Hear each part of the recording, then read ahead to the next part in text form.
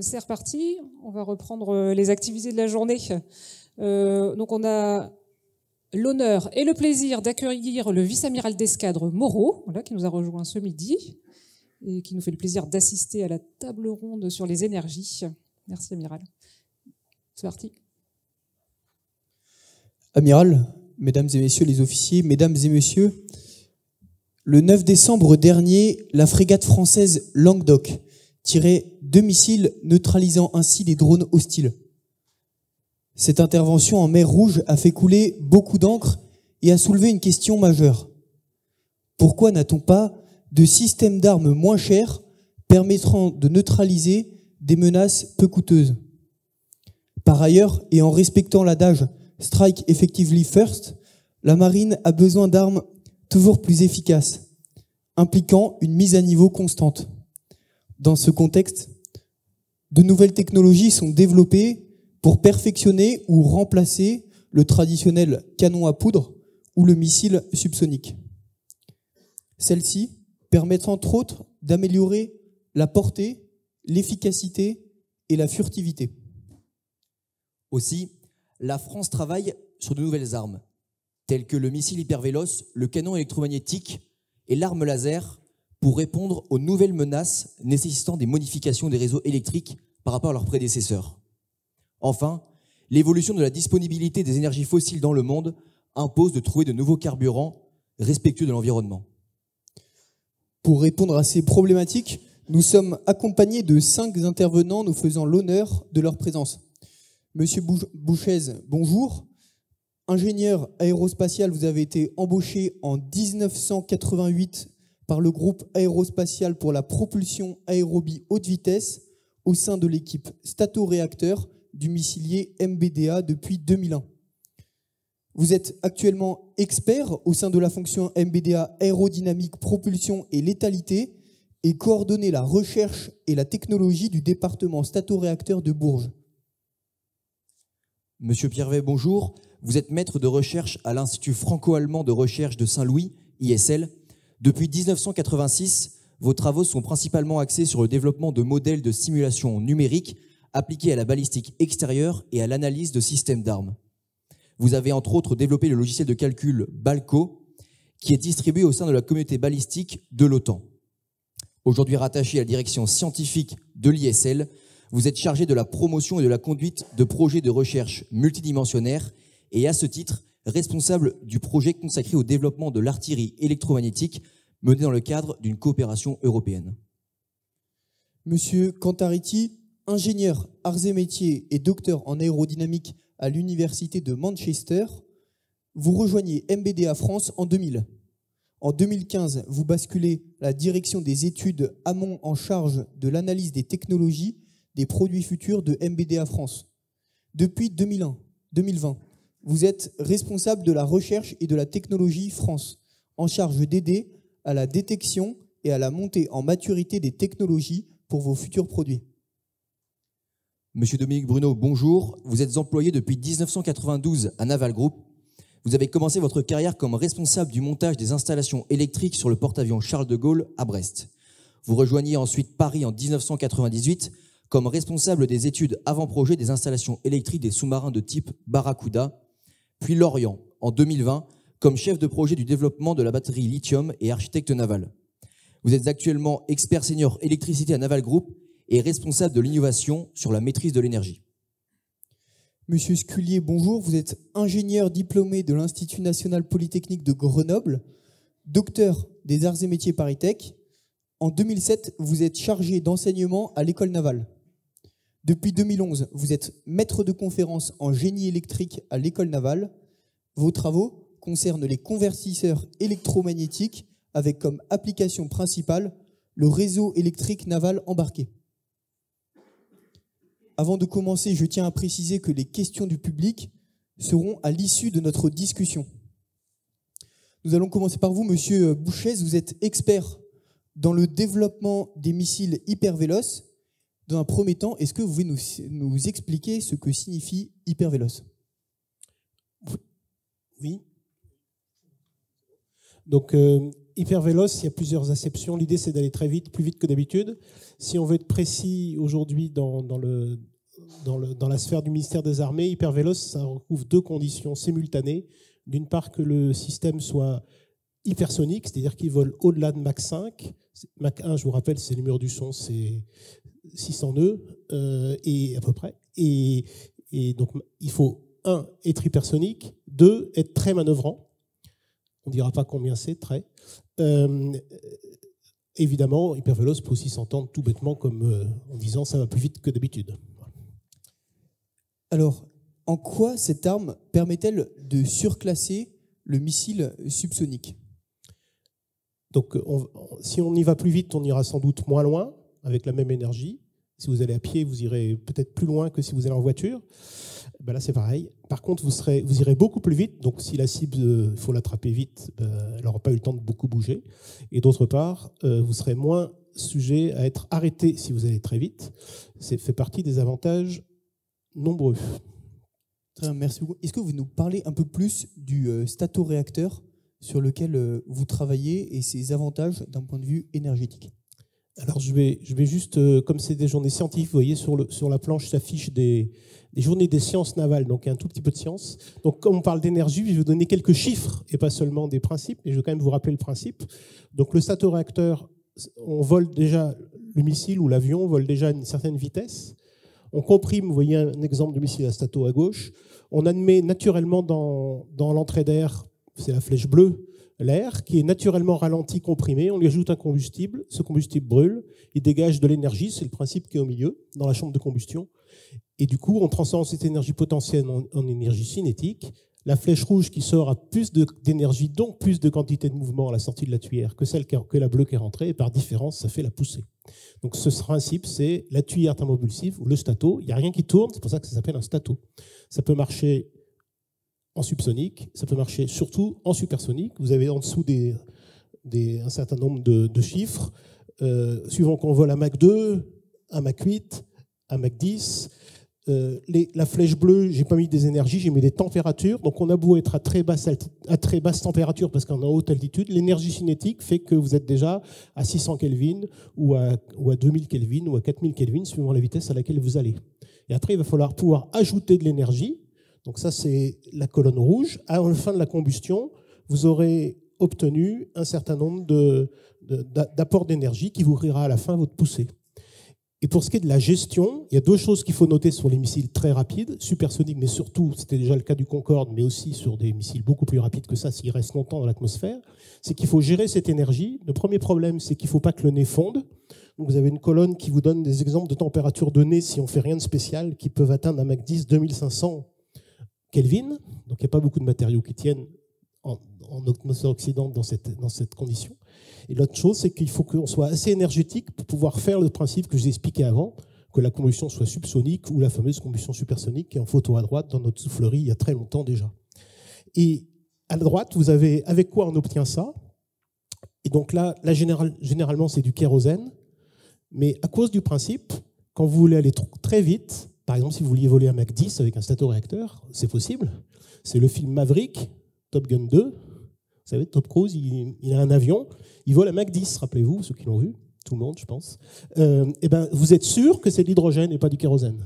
Mais l'hydrogène, c'est ce qui est écrit là, il a une basse densité. Il est très performant en termes de masse, mais il est 10 fois moins dense que du kérosène, et en plus, il est plus difficile. Donc ça fait un exemple, parmi d'autres, des difficultés pour les systèmes d'armes, en particulier pour les missiles, de voler de plus en plus vite.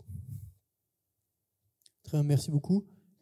Est-ce qu'il y a d'autres enjeux technologiques du coup, que vous rencontrez pour le développement de ce statoréacteur? Donc, alors c'est pas tellement pour le développement du statoréacteur, c'est aussi pour maîtriser les énergies dans les missiles. Donc il y a des pistes qui sont, j'en citerai deux.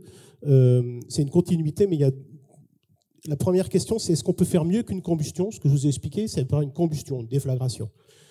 Pour faire mieux, une option, c'est d'utiliser la détonation. On entend beaucoup parler au lieu de la combustion. Donc ça, on fait ça depuis moins longtemps que le stato qu'on fait depuis très longtemps, des dizaines d'années. Seulement depuis 2015, on fait tourner un moteur à détonation rotative. Vous voyez une photo d'essai chez nous là qui date un peu de 2016. C'est une caméra très rapide, mais il y a des ondes. On maîtrise la combustion non pas sous forme de combustion, mais sous forme d'onde de choc réactive qu'on crée une fois, et puis après ça s'auto-entretient tant qu'on met du combustible et de l'air. Et puis l'autre option, c'est donc ça c'est avec l'ONERA, le CNRS, et il y a eu des stagiaires en PFE de l'école navale qui étaient venus plusieurs années de suite, et une fois ils ont même eu le prix des meilleurs PFE de l'année. L'autre option, c'est les carburants. Donc, on a parlé ce matin des carburants décarbonés, mais il y a aussi des options nouvelles. Et les nouvelles technologies, c'est un exemple où les nouvelles technologies peuvent apporter quelque chose. Donc, on regarde avec le CEATEC comment faire peut-être doper nos kérosènes avec, dans certains cas, des nanoparticules qui augmenteraient beaucoup les performances du missile, un peu à la demande. Une autre option qu'on regarde avec une start-up qui s'appelle Alisophile et avec l'INRIA qui fait de l'intelligence artificielle et autres, c'est de chercher et de prédire les performances de nouveaux carburants et de vérifier qu'on peut les fabriquer de façon bio, frugale, locale, là où on en a besoin. Et donc là, il y a des choses assez intéressantes qui commencent à donner, en tout cas au laboratoire et dans les études système, de premiers résultats et qui sont des exemples des choses qui pourraient changer la donne, peut-être, en termes de gestion des énergies des futurs missiles. Merci, monsieur. Monsieur V, vous travaillez vous aussi sur une arme hypersonique, le canon électromagnétique. L'emploi tactique de cette technologie est néanmoins bien différent. Pourriez-vous nous l'expliciter en nous décrivant son principe de fonctionnement? Merci. Donc, vous voyez sur cette planche les grands principes du canon électromagnétique. Donc, la première chose importante à dire sur le canon électromagnétique, c'est qu'on veut en fait propulser des projectiles, non plus en utilisant une source d'énergie chimique, poudre, mais en utilisant de l'électricité. Et ça, c'est vraiment une rupture technologique, puisque, comme vous le savez, la poudre est quand même liée à l'histoire de l'artillerie depuis plusieurs siècles.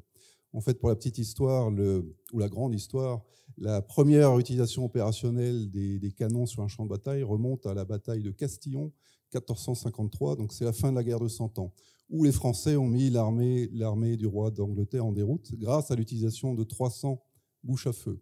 Donc, ça fait pratiquement 6 siècles que la poudre est utilisée dans les armées pour les canons, les armes à feu, et c'est vraiment un changement très fondamental d'aller utiliser une autre source d'énergie. Pourquoi utiliser une autre source d'énergie? Parce que l'énergie électrique permet d'augmenter les vitesses à la bouche au-dessus de ce qu'est capable de faire la poudre, du moins dans des canons de dimension raisonnable, bien sûr. Et on peut, en laboratoire à l'ISL, donc à l'Institut franco-allemand de Saint-Louis, obtenir des vitesses à la bouche comprises entre 2 km par seconde et 3 km par seconde en utilisant cette technologie. Donc ce sont des performances très supérieures à l'artillerie conventionnelle, et on verra sur la planche suivante les intérêts opérationnels. L'ISL, je le rappelle, est le seul établissement qui travaille sur cette technologie en Europe depuis maintenant quelques dizaines d'années. On a des concurrents, mais je pense qu'on abordera la question après. Enfin, des compétiteurs, pas forcément les concurrents. Et donc, comme je l'ai dit, cette technologie est maîtrisée à l'ISL et en fait, on maîtrise les 3 aspects principaux de l'arme. Comme vous le voyez sur le petit diagramme, en fait, le canon électromagnétique lui-même, la partie centrale, est constituée en principe de 2 grands rails, de 2 rails massifs en cuivre, dans lesquels on peut faire passer des courants allant jusqu'à plusieurs millions d'ampères, donc des méga-ampères.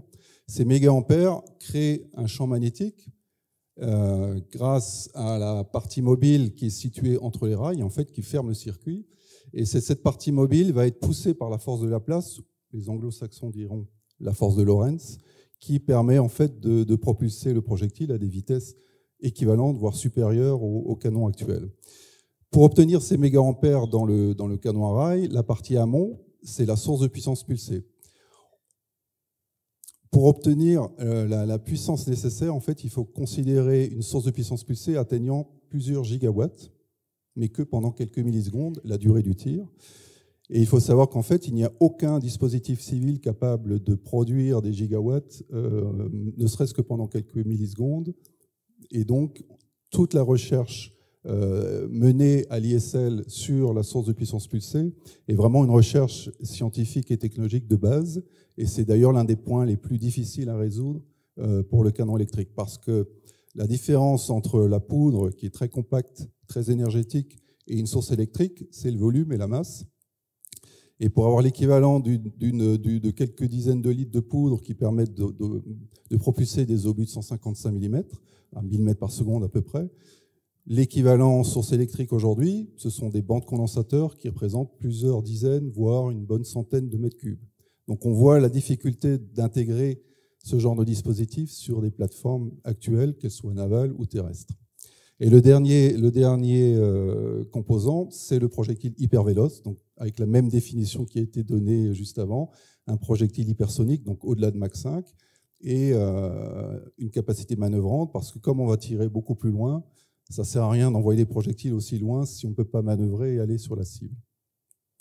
Donc ces technologies sont validées en laboratoire à l'ISL, et il faut dire qu'elles sont en cours de maturation grâce à l'apport du Fonds européen de défense, puisqu'on est en train de mener un projet appelé TEMA, notamment avec Naval Group et avec Nexter, pour le côté français, qui permettra en fait de maturer ces trois composants dans le but, à court terme, donc avant 2030, de réaliser un démonstrateur en champ de tir. Pour l'instant, en Europe, on n'a toujours pas de démonstrateur en champ de tir du canon électromagnétique. On en a en laboratoire, mais aller en champ de tir, c'est l'étape ultérieure. Voilà.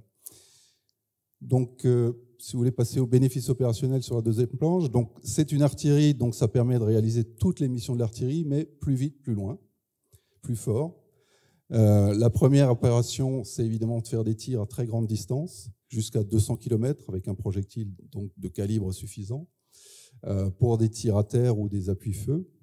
La deuxième application, qui est l'application qui sera traitée dans TEMA, c'est la défense antiaérienne. Et dans le contexte actuel de ce qui se passe en mer Rouge, ça prend tout son sens, puisqu'en fait, avec des vitesses à la bouche très supérieures, on diminue fortement le temps de vol, et donc on augmente la durée de détection et de poursuite de cible, ce qui est important pour la localisation de la cible.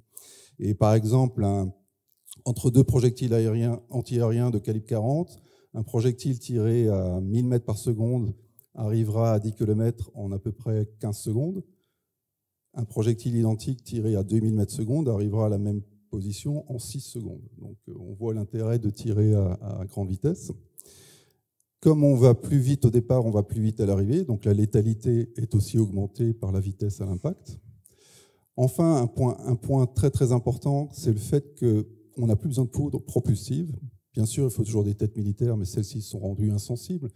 Mais si on supprime la poudre propulsive à bord, on a quand même un facteur de sécurité qui augmente de façon très importante pour les navires. Si vous faites des recherches dans la littérature sur les causes qui ont amené des navires à être coulés entièrement pendant la Deuxième Guerre mondiale, par exemple, à chaque fois, c'est l'explosion de la soute à munitions. Quand la soute à munitions saute, le navire coule en quelques minutes. Et last but not least, il y a l'intérêt d'avoir évidemment un plus faible coût de mission par rapport à un système de missiles. Et là aussi, je reviens sur ce qui se passe, c'est ce qu'on a signalé tout à l'heure, les événements en mer Rouge. C'est vrai que si on avait un canon capable de tirer à suffisamment grande distance sur des agresseurs en essaim, ça serait beaucoup plus efficace, moins cher que d'utiliser des missiles, sachant qu'effectivement le nombre de missiles à bord d'une frégate est très limité. Merci beaucoup, Monsieur Vey. Je vais passer à vous, Monsieur Cantaretti. Vous travaillez, vous aussi, sur un nouveau système d'armes. En l'occurrence, c'est une arme laser. À votre avis, peut-elle être une solution pour contre les menaces à faible coût et peut-elle être aussi utilisée dans d'autres emplois tactiques? Bonjour à toutes et à tous. Merci. Donc, on va voir un peu quelles sont les promesses des armes laser. Donc là, une première planche, juste pour rappeler quelques exemples. Si je commence en haut à gauche, vous avez l'arme de El-Mbappé, Silas. Puis on tourne en haut à droite, c'est MBDA et Rheinmetall sur la frégate Saxe avec un tir à l'été dernier. Et puis en bas, un exemple du Dragonfire avec le tir qui a eu lieu il n'y a pas longtemps et dont ils ont fait la publicité récemment. Donc si on passe à la planche suivante, on va voir un peu les promesses des armes laser. Le premier, c'est un peu comme le canon électromagnétique, un rapport entre le coût du tir très faible et donc on rééquilibre le coût entre la menace et l'effecteur qu'on choisit. Alors, la capacité de tir n'est pas infinie, mais par contre, on a un nombre très important de tirs avant de recharger, ou au moins avant de devoir s'arrêter et refroidir. Un autre avantage important, c'est la capacité à avoir un effet graduel. On peut faire peur, on peut repousser, on peut limiter dans les moyens d'action et enfin aller jusqu'à un effet létal. On vient déposer, alors je ne l'ai peut-être pas dit tout au début, mais je parle ici de laser continu haute puissance. Donc continu, on vient déposer de l'énergie, de la chaleur. Haute puissance, je suis à 100 kW et plus. Donc on vient déposer de la chaleur sur des objets. Donc non seulement on peut avoir un effet sur des senseurs, mais on peut aussi avoir des effets sur des radars, venir perturber des équipements électroniques, par exemple. Un avantage, c'est que le faisceau laser est discret. Si on n'a pas le bon équipement, on ne le voit pas, on ne l'entend pas. On peut traiter un très large panel de cibles. Alors, elle peut être terrestre, de surface, aérienne, et puis ça peut aller du drone, du petit drone, et différentes classes de drones, des bâtiments de surface, des mortiers et des roquettes, et aller jusqu'aux missiles et aux aéronefs. Et on retrouve un peu comme pour le canon électromagnétique, le fait qu'on n'a plus de poudre et donc plus besoin de soute à munitions et on limite le risque pyrotechnique. Très bien, Monsieur Cantaretti. Si cette arme, elle présente naturellement beaucoup d'intérêt, néanmoins, je pense qu'il doit y avoir des contraintes technologiques, mais aussi environnementales. Par exemple, on pourrait penser aux conditions météo qui vont impacter le système d'armes. Est-ce que vous pourriez nous expliciter un peu plus ces domaines? Tout à fait. Donc, sur la planche suivante, ça tombe bien, j'ai fait la liste des défis technologiques. Donc, le premier défi, c'est on va essayer de détecter et de poursuivre de petites cibles, des petits drones, et il va être capable de les détecter alors qu'ils ont une signature électromagnétique ou infrarouge faible. Deuxième défi technologique sur lequel on doit travailler, c'est la montée en puissance du laser. Aujourd'hui, les sources sont de la classe de quelques kilowatts, 1, 2, de cet ordre-là.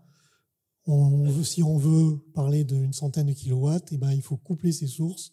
Comment on les couple? Quelles sont les différentes techniques? Ce sont les enjeux de cette montée en puissance.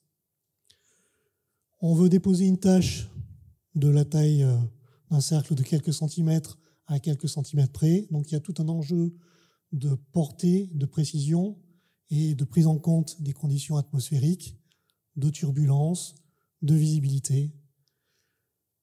Un point, alors, il faut qu'on travaille aussi sur la vulnérabilité.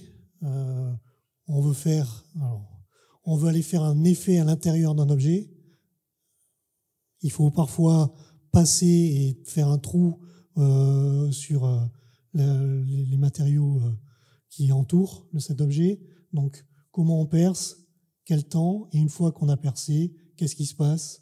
Donc, c'est la compréhension de tous ces effets en fonction de la puissance qu'on dépose sur la surface, en fonction si ce sont des matériaux métalliques ou des matériaux composites, en fonction de la peinture, et ainsi de suite. Un gros thème à travailler, c'est tout ce qui est la sécurité d'emploi. On a un rayon laser qui va partir, qui va aller sur la cible, la cible elle bouge. Il va y avoir des réflexions, donc il faut assurer la sécurité du personnel autour de la plateforme de tir. Il faut assurer la sécurité des gens et des populations autour des cibles. Et puis, si la cible manœuvre et que le faisceau n'est pas contenu, qu'est-ce qui se passe derrière? Il faut être capable d'intervenir à ce moment-là. Deux dernières thématiques. Une, c'est la gestion de la thermique, en particulier tout ce qui est refroidissement des miroirs et de la tourelle. Et un dernier, il faut quand même quelques secondes pour intercepter une cible. Donc, comment on va gérer tout ce qui est gros essaims? Ce qui amène au point d'attention que vous avez appelé sur l'intégration dans le bâtiment et notamment le deuxième point d'attention sur la fourniture d'énergie. Est-ce que actuellement on pourrait être capable, si on a un essaim de drone, d'avoir un canon laser qui enchaîne ces batteries de coups comme on pourrait l'imaginer dans Star Wars par exemple? Oui, jusqu'à un certain point. En fait, tout ça, il faut le travailler ensemble, travailler sur les concepts d'emploi, savoir quel est votre besoin. Quand on parle d'essaim, est-ce qu'on parle de 10, de 100, de 1000 et dimensionner tout le système, la fourniture d'énergie, le refroidissement et tout le système d'armes en conséquence. Donc effectivement, on s'est intégré des systèmes d'armes sur des bâtiments, on saura faire. On a de l'énergie à disposition, il faudra l'amener, il faudra la stocker. S'il faut faire attention, on saura faire, mais c'est du travail. Très bien, merci beaucoup. Merci monsieur. Monsieur Bruno, comme nous venons de le voir, l'utilisation et la mise en œuvre de ces nouvelles armes nécessitent de fournir de grandes quantités d'énergie, plusieurs centaines de kilowatts dans l'idéal. Comment les plateformes sur lesquelles ces armes seront embarquées doivent-elles s'adapter et quelles sont les contraintes énergétiques qui y sont associées? On voit depuis ce matin qu'on va vers une électrification du navire. On parle d'électrification des canons, on parle de la création de lasers, d'effets. On pourrait parler aussi de guerre électronique, de numérisation, on voit le DHE. Autant d'électrification de systèmes qu'il va falloir alimenter en électricité, d'une part, et puis aussi réfrigérer. Parce que ça aussi, le numérique demande pas mal les ordinateurs et autres demandent pas mal de puissance de réfrigération. On est aussi dans un contexte où on est en transition énergétique. On voit que la ressource carbonée, on n'a plus la même disponibilité qu'avant. On a des nouveaux règlements, entre autres, disons, en termes environnementaux, entre autres sur les gaz à effet de serre, dans lesquels le maritime est en train d'évoluer. On voit apparaître des zones à émissions contrôlées. Donc, c'est des choses qui vont arriver. Or, nous, on conçoit nos navires pour naviguer 50 ans. Donc, on est obligé de prendre ça dès le début, ces évolutions. Ce qui va nous aider, évidemment, c'est toutes les révolutions technologiques que l'on voit arriver. C'est la révolution numérique, l'intelligence artificielle, on en a parlé ce matin, les objets connectés, l'IoT, les nouveaux systèmes de stockage et les énergies alternatives. Tout ça, il faut le penser évidemment dans un contexte de souveraineté nationale, évidemment. Donc c'est aussi un travail qui est fait avec l'ensemble des services étatiques que l'on a, c'est-à-dire la DGA, le service opérationnel de l'énergie et autres. Et ensuite, il faut travailler sur l'ensemble des technologies, c'est-à-dire les batteries. Les batteries, les stockages, on en a parlé, on voit qu'on va pas pouvoir avoir des systèmes de production d'énergie qui font du gigawatt pour alimenter l'artillerie navale. Il va falloir stocker cette énergie et malheureusement, l'énergie électrique se stocke très mal. Ça prend de la place et du poids. Donc il faut travailler sur les technologies pour gagner en masse et en poids et en efficacité. Il va falloir aussi travailler sur la partie pilotage de l'énergie, puisqu'on va avoir des mix énergétiques avec des systèmes de stockage, des systèmes de production qui vont être limités, si on commence à parler de piles à combustible et autres, qui vont être limités en puissance. Donc ça va être plus difficile à exploiter qu'une usine électrique basée sur uniquement de l'hydrocarbure, ce qu'on a actuellement. Donc il va falloir, pour pouvoir intégrer ces systèmes gourmands en énergie, piloter l'énergie plus finement qu'on le fait actuellement. Donc ça, c'est l'aspect pilotage de l'énergie avec tous les outils qui sont à notre disposition, intelligence artificielle et autres. On va aussi travailler en amont sur les nouveaux consommateurs. On va essayer de récolter le maximum d'éléments de la part des développants. C'est bien pour ça qu'on participe dans le projet TEMA sur l'artillerie navale. C'est pour aussi regarder l'intégration du système à bord du navire, parce que c'est quand même l'objectif final que d'avoir une artillerie sur le navire. On va aussi travailler sur le grid naval. Alors le grid naval, c'est l'appellation de l'usine électrique. C'est tout ce qui va concerner la distribution électrique. On travaille sur les différents formats de tension. On essaie de regarder des tensions, des formats de tension continue et autres. C'est des choses qu'on va regarder dans le cadre des études sur l'European Patrol Corvette qui ont été lancées en septembre-octobre. C'est des sujets qui vont être regardés. On regarde aussi des architectures un peu différentes, un peu plus maillées ou autres, pour être plus résilients. Donc l'organisation et l'introduction de nouvelles technologies de protection, disjoncteurs statiques et autres qu'on voit apparaître. On travaille évidemment sur la propulsion, qui est le premier consommateur en énergie à bord de nos navires. On travaille sur l'efficacité de cette propulsion à travers différents programmes. Alors, des choses qui peuvent arriver très rapidement, comme des systèmes qu'on nous on appelle à Naval Group ICVT, qui est en fait la possibilité d'avoir un réducteur qui règle automatiquement en fait la vitesse, comme un changement de vitesse en fait, de la ligne d'arbre, pour pouvoir avoir un point de fonctionnement unique sur le moteur le moteur de propulsion qui alimente, et aussi optimiser la consommation. On travaille évidemment aussi sur l'HVAC, alors ULVEN Air Conditioning System, tout ce qui va concerner la réfrigération, parce que c'est le deuxième consommateur à bord des navires. Comme je vous le disais, on a des navires fortement déjà numérisés avec notre système de combat et autres, et des systèmes de guerre électronique qui demandent énormément de besoins en réfrigération.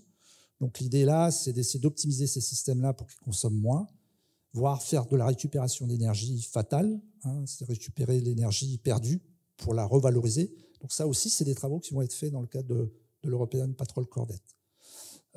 Et enfin, on travaille sur la partie, je dirais, optimisation d'un point de vue conception.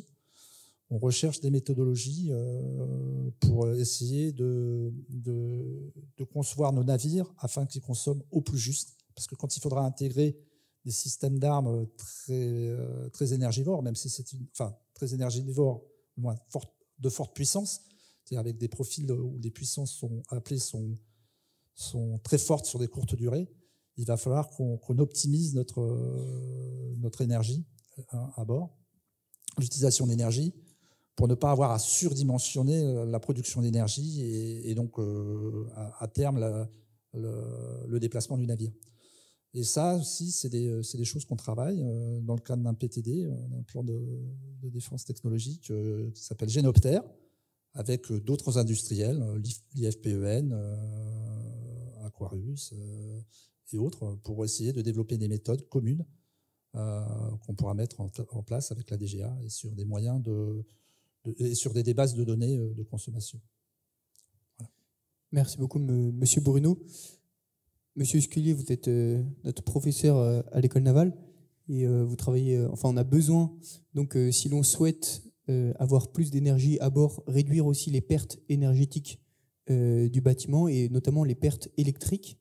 Alors voilà, comment peut-on travailler sur l'usine électrique du bâtiment de telle sorte à pouvoir réduire ces pertes? Quelles sont les futures technologies qui sont vues? Alors effectivement, on peut agir sur plusieurs critères. Le premier d'entre eux, c'est un petit peu ce qu'a évoqué donc Monsieur Dominique Bruno, c'est l'architecture de l'usine électrique en elle-même, qui demain, alors aujourd'hui c'est déjà le cas, notamment sur les sous-marins et multisources. Elle intègre donc la génération électrique se fait donc par des sources donc de nature différente. On va avoir donc des turbo-alternateurs, éventuellement des diesel alternateurs, et puis ensuite on aura des stockers, donc batteries, supercondensateurs, piles à combustible. Donc l'idée évidemment, ça va être donc de dimensionner ce système par rapport à un critère. Donc le critère numéro 1, par exemple, ça peut être effectivement la réduction des pertes, donc qui se traduira opérationnellement par une augmentation de la distance franchissable. Donc là, on peut jouer sur l'architecture, donc qui est dimensionnée par rapport à cet objectif. Et puis ensuite, il faut s'assurer que le pilotage effectif de cette architecture, donc c'est-à-dire qu'il va d'abord falloir respecter donc les contraintes de stabilité du réseau, et ensuite donc pouvoir mettre en œuvre donc la répartition optimale. Effectivement, on aura bien donc les performances escomptées qui vont pouvoir se vérifier. Alors effectivement, sur ce sujet-là, nous évidemment à l'école navale, on travaille. On développe donc avec les collègues donc un système, une plateforme navale, une plateforme donc de réseau électrique naval embarqué, donc qui a pour vocation justement donc de tester ces nouvelles architectures. C'est la planche suivante. Merci. Donc voilà, alors il y a plusieurs choses à dire hein, donc sur effectivement la conséquence pratique hein, de ces nouveaux systèmes énergie-propulsion. Nous, ce que l'on pense, c'est que donc comme on sera multisource, on va se retrouver avec des power management systems un petit peu innovants. Hein. Aujourd'hui, on peut considérer que sur les bateaux actuels, les power management systems sont de nature donc déterministe. Hein. On a des lois clairement énoncées, donc qui sont programmées et qui sont appliquées. Donc demain, avec cette gestion d'énergie donc nouvelle, on va avoir donc des systèmes de nature auto-adaptatifs. Et donc finalement, c'est vrai aussi que pour l'opérateur, on va se retrouver devoir parfois gérer donc des réactions, on va dire peut-être étonnantes, hein, en supposant qu'il y ait toujours un opérateur à bord, hein, parce qu'évidemment ces nouveaux réseaux électriques concernent aussi les drones. Donc voilà, donc il y a l'aspect architecture comme je l'ai évoqué, puis ensuite évidemment il y a les alors on a le système réseau électrique, ensuite on a les sous-systèmes. Alors un sous-système, ça peut être par exemple une machine électrique de propulsion. Ce sous-système-là en lui-même peut être effectivement également travaillé donc pour par exemple maximiser le rendement. On peut aussi travailler sur des propulseurs innovants. Donc c'est le cas à l'école navale. On a un groupe hein, qui travaille donc sur un propulseur à axe vertical, donc avec des pales qui sont actionnées électriquement. Donc là encore, hein, l'objectif, hein, c'est de gagner alors sur un critère comme le rendement, mais c'est pas le seul. Hein, il y a aussi les performances vibroacoustiques qui doivent être contrôlées. Hein. Mais en tous les cas, effectivement, il y a plusieurs moyens effectivement d'améliorer donc les performances énergétiques du système, hein, très classiquement, à la fois sur l'architecture d'une part, et ensuite sur les composants d'autre part. Très bien, merci. Donc, on essaye en fait de trouver la meilleure association possible en fait pour le bâtiment. On peut voir aujourd'hui, on a plusieurs types. On a des bâtiments qui sont hybrides, des bâtiments qui sont tout diesel, tout électrique. Voilà. Qu'est-ce que ça va changer au niveau de la propulsion, au niveau de la consommation énergétique? Ça c'est alors si un choix d'une architecture propulsive est réalisé, c'est que forcément il a été considéré à un moment donné comme le meilleur par rapport au profil de mission qui a été défini. Donc là je dirais qu'il n'y a pas de nouveauté particulière à partir du moment où le bâtiment est utilisé tel que conformément à sa spécification. Normalement on a le meilleur système énergie propulsion au moment où on l'a conçu. Maintenant, si effectivement on essaie un petit peu de revenir sur la problématique donc des armes de demain, alors peut-être que l'on peut dire que si on doit, dans le cadre d'un rétrofit, intégrer un système d'armes à énergie pulsée, alors peut-être que parmi effectivement les différentes architectures propulsives disponibles, si je prends une architecture diesel et une architecture toute électrique, j'aurais sans doute peut-être plus de facilité ou moins de difficulté, je devrais dire, à intégrer, donc à alimenter correctement le système d'armes si le navire est tout électrique, hein, parce que j'aurai une réserve donc d'énergie électrique qui sera supérieure. Mais bon, ça reste quand même à prouver, mais a priori ce sera peut-être moins difficile. Très bien, merci beaucoup, monsieur. Merci messieurs pour toutes vos explications. Je me tourne maintenant vers vous. Si le propos d'un intervenant a suscité en vous des questions, n'hésitez pas à lui en faire part.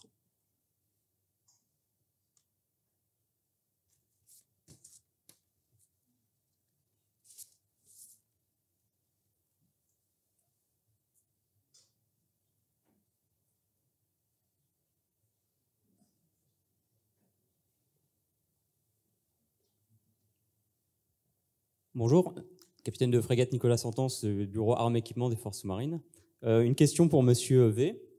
Vous nous avez parlé du canon électromagnétique, le railgun. Ce n'est pas la seule technologie qui existe de canon électromagnétique. Pourquoi partir sur le développement de celui-ci en particulier plutôt que sur le canon de Gauss? Merci. Vous avez raison, il y a une autre technologie que le railgun, donc qui n'utilise pas de rail, mais en fait le canon de Gauss, ou appelé aussi coil gun. Donc ce sont des bobines concentriques et qui effectivement ont l'avantage de ne plus avoir de friction entre les deux parties. Mais la difficulté avec le coil gun, qui est l'équivalent en fait C'est le même fonctionnement qu'un train à élévation magnétique, à sustentation magnétique.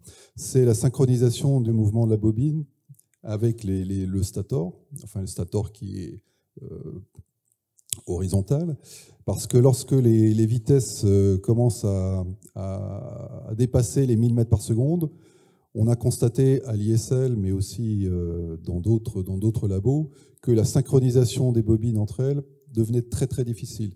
La technologie de commutation, qui est une technologie fondamentale pour le canon électromagnétique, la commutation des courants forts et la commutation évidemment extrêmement rapide, ne permet pas de suivre en fait le mouvement lorsque celui-ci dépasse les 1000 mètres par seconde. En fait, il y a un problème de synchronisation des bobines qui fait que le fonctionnement à l'arrivée n'est plus du tout optimal pour le coil gun. Donc le coil gun fonctionne très bien, on va dire, pour des vitesses faibles étant quand même quelques centaines de mètres par seconde.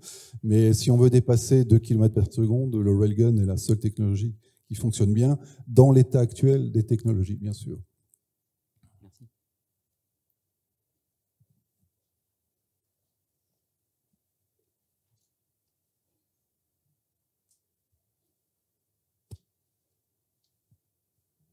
Aspirant Henkel de la promotion N22 de l'école navale. J'avais une question encore une fois sur le canon électromagnétique. La technologie me semble assez proche de celle de la catapulte. Est-ce que c'est le cas? Et si c'est le cas, est-ce que vous observez les catapultes déjà mises en fonction ou les projets de catapultes électromagnétiques? Alors, la technologie est proche, oui et non. En fait, la catapulte électromagnétique, comme celle du Gerald Ford, qui équipera d'ailleurs, si mes sources sont bonnes, le futur porte-avions français, c'est un moteur linéaire, ce qui n'est pas le cas du railgun. Et la grande différence, une fois de plus, c'est la vitesse. C'est-à-dire que l'avion n'est pas projeté à 2 km par seconde, enfin, sauf preuve du contraire. Et donc les accélérations sont beaucoup plus faibles. Les accélérations d'un avion avec le pilote à l'intérieur, c'est quelques G. Les accélérations d'un projectile dans un canon électromagnétique, c'est 30 000 G. Donc voilà, c'est ça la grande différence. C'est effectivement une propulsion électromagnétique pour la catapulte, mais d'une nature différente. Monsieur Bruno, en tant qu'industriel chez Naval Group, j'imagine que vous aussi, vous devez du coup travailler, Naval Group du moins, doit travailler à l'intégration de ces catapultes électromagnétiques. Quels sont les enjeux liés à l'intégration de ces nouvelles catapultes sur le futur PNG? Alors, on a déjà fait quelques simulations pour vérifier que l'intégration de la catapulte n'allait pas impacter, je dirais, le fonctionnement de la chaufferie, qui elle est limitée en puissance. Donc c'est des choses qu'on fait sur simulation.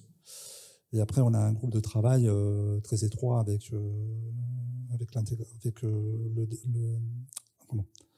l'industriel qui a développé ce système. C'est toujours un peu compliqué parce qu'on est sur des sujets un peu tard. Donc, tout le monde n'a pas le droit d'en connaître chez nous. Donc je ne travaille pas sur le sujet, donc je peux juste vous dire les quelques travaux qu'on a fait de simulation.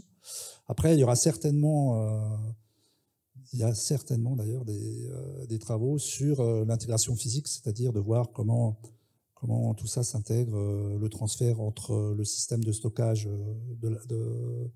qui va permettre de stocker l'énergie avant de la délivrer à la catapulte. Comment le transfert d'énergie se fait à bord, si ça se fait bien, s'il n'y a pas d'interférence avec d'autres matériels, ce genre de choses. Voilà. Merci beaucoup. Oui, une petite question sur les lasers. Merci pour votre exposé. Des travaux similaires sont conduits dans les autres pays européens, je ne parle pas ou américains d'ailleurs, je ne parle que des pays sur lesquels on peut recueillir des renseignements. Est-ce qu'on arrive effectivement à recueillir des informations sur ce qui se fait dans ces pays dits occidentaux, États-Unis et Europe, de façon à aiguiller, soit dans un sens positif, soit négatif, nos propres travaux? C'est compliqué. J'ai cité MBDA, donc MBDA est impliqué en Allemagne avec Rheinmetall, il est impliqué au Royaume-Uni avec Leonardo, Kinetic et d'autres. Et puis nous, on essaye en France de travailler. C'est difficile de partager, clairement.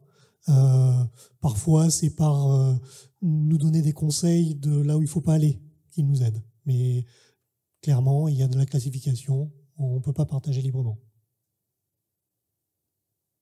Et sans parler même de partager, parce qu'effectivement, il y a la confidentialité industrielle SecPro, il y a des essais qui sont faits, on n'arrive pas à faire à partir de ces essais de la rétro-ingénierie pour comprendre ce qui a été essayé et testé.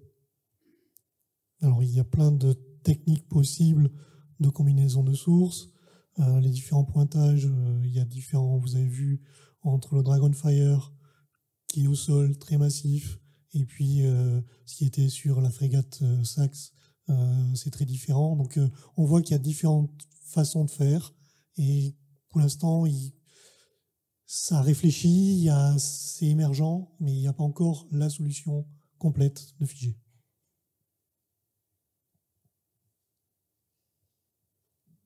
Bonjour, Daniel Charrier, enseignant à l'école navale. Je reprends juste la question de l'aspirant Pranger, et je crois que je ne suis pas sûr d'avoir entendu la réponse. Quel intérêt stratégique à développer toujours des armes avec des nouveaux systèmes de propulsion qui coûtent potentiellement une certaine quantité d'argent, quand en face, on a des drones qui coûtent peut-être un petit millier d'euros? Parce qu'on n'a pas forcément que des drones en face. Oui, l'actualité veut qu'aujourd'hui, c'est ça qui nous ennuie, mais on est une marine de premier rang, on doit être prêt aussi à contrer d'autres menaces que les drones. Donc il nous faut une performance autre que celle de pouvoir arrêter des drones. Donc ça, c'est déjà la première partie de la réponse. Et après, ce qui nous permet d'avancer, ce qui nous permet d'avoir la meilleure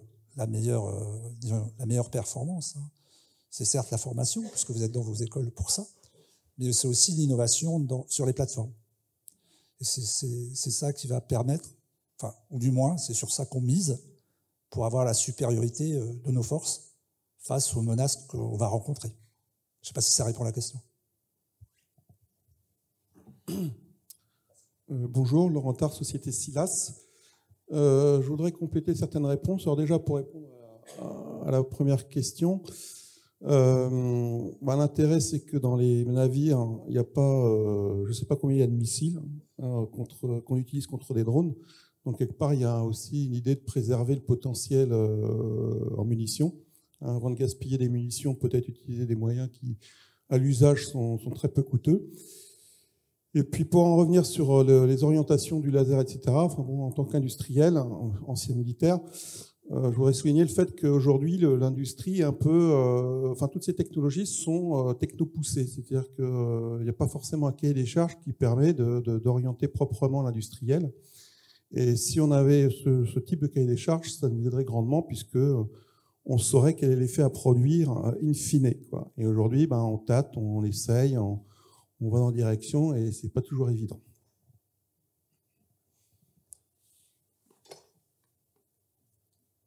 Merci beaucoup, monsieur, pour ce complément d'information.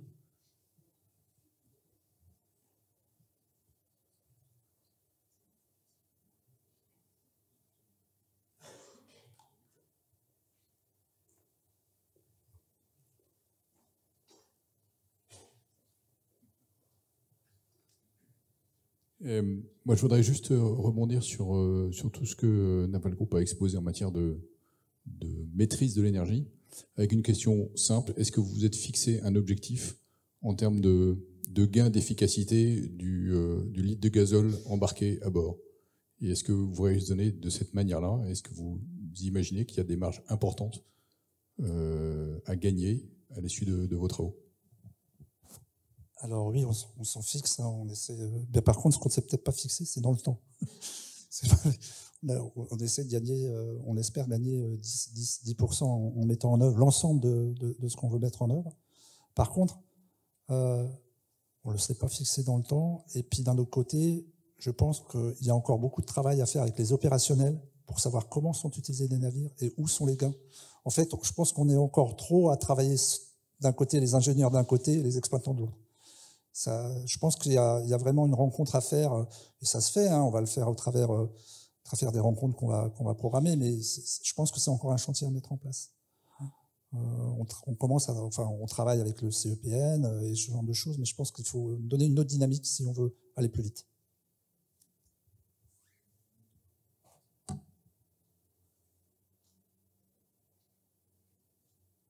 Monsieur Boucher, vous qui travaillez sur les missiles hypervéloces, vous avez aussi beaucoup de contraintes associées au développement. On a parlé justement de consommation de carburant. Vous avez légèrement effleuré le sujet. De quelle manière vos travaux permettent la réduction de la consommation énergétique du missile? Est-ce qu'on arrive à déjà trouver des résultats pour pouvoir ainsi emporter plus de charges ou alors emporter plus de carburant et aller frapper plus loin? Alors, donc, il y a... D'abord, sur ce sujet comme sur d'autres, on est prisonnier pour une part de l'existant des missiles et par exemple de comment est fait le réservoir et quel est le carburant qu'il a aujourd'hui. Donc, comme dans les avions, faire du drop-in, c'est-à-dire dire j'ai un nouveau carburant miracle, je mets une poudre de perlimpinpin et je gagne 10% de poussée. Au laboratoire, c'est facile. Par contre, après, on a des pistes que j'ai citées là, qu'on regarde. Il y a des choses qui peuvent germer. Les nouvelles technologies peuvent nous y aider. Il faut changer un peu de façon de faire. Donc ça avance. Mais par contre, il faut penser système opérationnel, pratique, stockage longue durée. Enfin, il y a un certain nombre de choses qu'on peut prendre en compte dès le début. Mais pour être sûr que, même si c'est pris en compte dès les premières idées, parce qu'on n'est pas des savants cosinus, il faut quand même faire des choix. Et c'est pas toujours facile je réponds qu'à moitié, mais c'est un peu, il faut vraiment penser opérationnel. Mais il y a quand même des gains possibles. Et donc là, la question à se poser, c'est, du point de vue de la performance, après la question du coût et de la disponibilité, qui est une autre question. Mais pas pour la performance, si c'est pour gagner 2%, sur nos systèmes, en tout cas, c'est pas la peine de s'embêter. On peut les gagner d'autres façons. Par contre, on peut aussi des fois vouloir gagner 10, 15%, par exemple, de portée. Et là, soit on gagne 2% sur plein de sujets différents. On allège, on a un meilleur carburant, on a un moteur qui consomme moins, il y a plein d'options. Soit il faut changer un peu plus sérieusement, et dans ce cas-là, on peut prendre un nouveau carburant qui n'existe pas encore, mais que les nouvelles technologies peuvent permettre non seulement d'identifier, de vérifier à l'avance, de le synthétiser assez vite et de le produire d'une façon qui n'existe pas aujourd'hui, local, éventuellement bio, pas forcément juste pour le côté vertueux du bio ou de l'écologie, mais aussi tout simplement parce que ça peut être, pour les quantités qui sont prévues pour des missiles, plus facile de les obtenir de façon pérenne, même quand il n'y aura plus de pétrole dans les voitures, par exemple. Voilà. Donc il faut vraiment penser système et identifier si les nouvelles solutions qui paraissent bien au niveau du labo, on pourra à terme les mettre en œuvre, sur quel type de système. Est-ce que ça sera des nouveaux systèmes, que les systèmes d'aujourd'hui, et est-ce qu'ils payent leur place? Très bien, merci beaucoup, monsieur. Ce qui revient donc à la question des carburants. Et monsieur Bruno, vous aviez évoqué au niveau des bâtiments, penser par exemple à un nouveau biocarburant ou changer le carburant des bâtiments. Ce qui me permet de vous poser cette question. Si on a un ravitaillement à la mer qui se passe à l'étranger, et que l'on doit recharger en carburant dans un port étranger, comment on fait si on a un carburant spécial qui n'est pas présent dans ce pays? Alors, déjà, c'est pour ça on ne peut pas travailler tout seul sur ce sujet. Hein. Des carburants, on ne va pas en développer pour uniquement la Marine nationale. On va utiliser forcément des carburants qui vont se retrouver sur le marché. Donc, c'est des réflexions qu'on mène en groupe avec, comme je disais, le service énergie opérationnelle et les grands groupes, les grands industriels français, entre autres Total. Déjà, le premier objectif, c'est de voir si les biocarburants qui existent fonctionnent sur nos navires, très rapidement, en fait. Ça, c'est la première étape.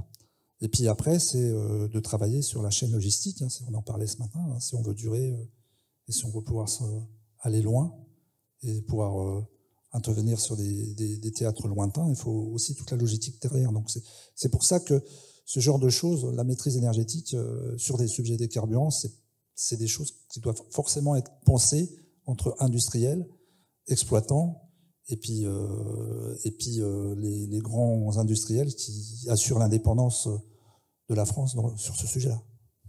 Je ne sais pas si j'ai répondu à la question. Oui, merci beaucoup. Bonjour, élève officier Reboulsals. J'avais une question concernant le canon laser. est-ce qu'il est capable de traiter des cibles avec des surfaces réfléchissantes, par exemple, qui pourraient donc dévier le tir ou voire nous le renvoyer carrément?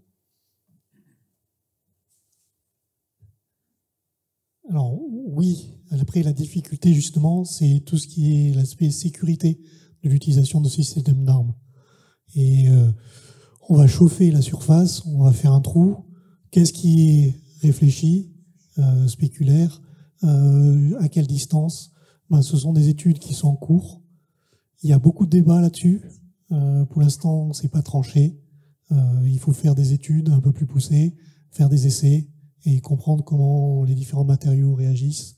Et c'est tout l'enjeu de la partie vulnérabilité, sécurité de ces armes laser. Bonjour. Un tout petit point pour répondre à une question qui a été évoquée tout à l'heure sur pourquoi est-ce qu'on développe des systèmes d'armes qui coûtent cher face à des drones qui coûtent pas cher. Une autre partie de la réponse, c'est aussi de se dire ce que l'on protège coûte très très cher.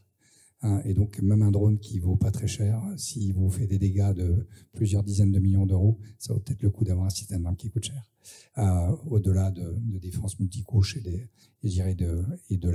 stratégies que l'on a dans la doctrine française. Maintenant, j'ai une autre question, et pour un petit peu rebondir avec l'autre table ronde qui parle d'espace, on a beaucoup parlé de laser. Dans tout ce que vous avez présenté sur le laser, c'était très, je dirais, laser contre des cibles qui sont des cibles, je dirais, au ras de l'eau ou légèrement au-dessus de l'eau. Qu'en est-il des capacités laser pour aveugler, voire détruire des capacités satellitaires? Alors, je pense que... Je suis pas un spécialiste, mais je pense que vous changez de catégorie de laser pour aller faire des effets dans l'espace. Ça sera plus sur des lasers impulsionnels que sur les lasers continus. À regarder. En plus, il faut bien voir que votre satellite, il sera pas juste au-dessus de vous. Il pourrait être à plusieurs centaines de kilomètres décalé. Il y a toute une traversée de l'atmosphère à effectuer. Donc, des contraintes. Voilà. Aujourd'hui, à étudier, mais les lasers continus pour cette partie-là, c'est peut-être pas la bonne solution.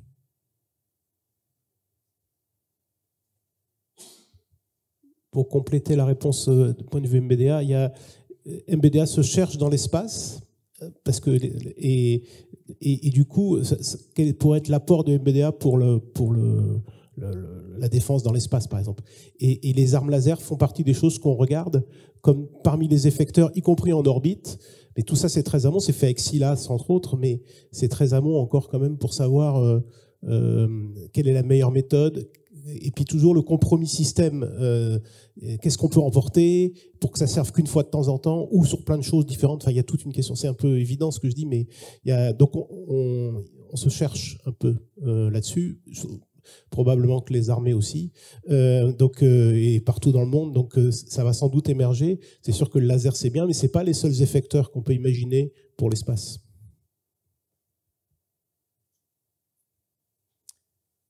Oui, bonjour, Lagrange de l'École navale. Juste une petite ouverture sur le micro-ondes, parce qu'on a parlé du laser. Il me semble que le micro-ondes avait été à un moment une alternative envisagée qui a l'avantage de ne pas avoir besoin de cibler précisément pour des essaims notamment. Voilà. Est-ce qu'on en développe? Est-ce qu'on continue? Peut-être à la DGA, je ne sais pas, ou chez les industriels. Le peu de connaissances que j'ai sur les armes à micro-ondes, c'est que leur portée est faible. Quelques centaines de mètres le kilomètre. Et donc, pour l'instant, d'un usage limité.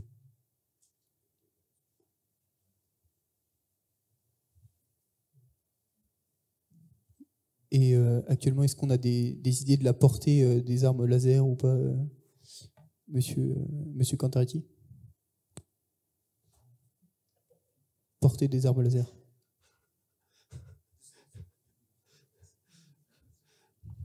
Alors, la portée, ça va être dur de dire un chiffre, mais la grosse difficulté dans l'arme laser, c'est la gestion de la turbulence. Donc, quand vous allez dépasser quelques kilomètres, allez, la dizaine de kilomètres, en fonction des conditions atmosphériques, ça sera très difficile de maintenir votre tâche suffisamment stable pour pouvoir avoir un effet. Et juste pour compléter ma réponse, effectivement, moi je tirais depuis un bateau. Merci, monsieur. Bonjour, élève officier du bois de la promotion N23 de l'école navale. Là, on a parlé d'armes comme le laser ou les canons électromagnétiques qui visiblement sont plutôt pour une horizon assez lointaine. Est-ce que des entreprises comme MBDA ou Naval Group sont capables aujourd'hui de fournir des nouvelles réponses aux nouvelles menaces à horizon très courte? Voilà, par exemple, nos frégates qui sont aujourd'hui en mer Rouge, est-ce qu'on est capable de leur fournir rapidement des nouveaux systèmes pour faire face aux menaces comme les drones?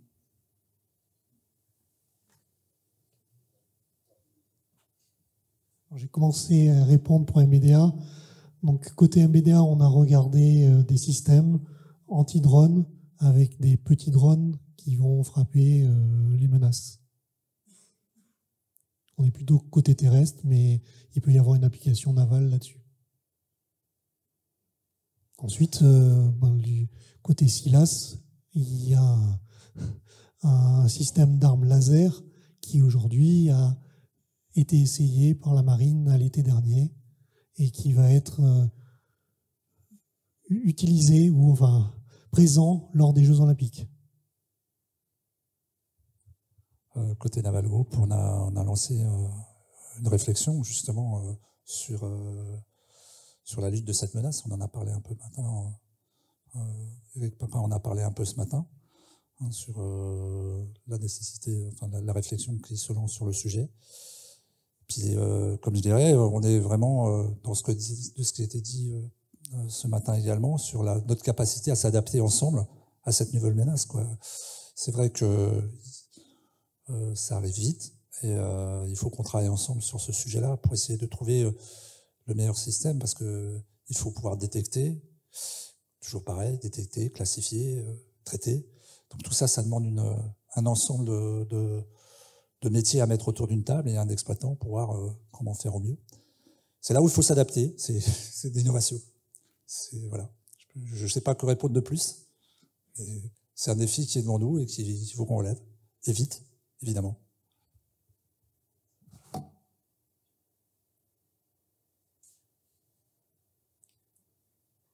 Pour conclure cette table ronde, nous tenons à remercier chacun des intervenants de nous avoir présenté les nouvelles armes développées pour répondre aux enjeux opérationnels ainsi que les adaptations qui impacteront les plateformes navales. Ces évolutions seront au cœur du métier des futurs officiers de marine et impacteront considérablement la manière de combattre sur les mers dans un contexte opérationnel et géopolitique en perpétuel changement. Messieurs, encore merci à vous.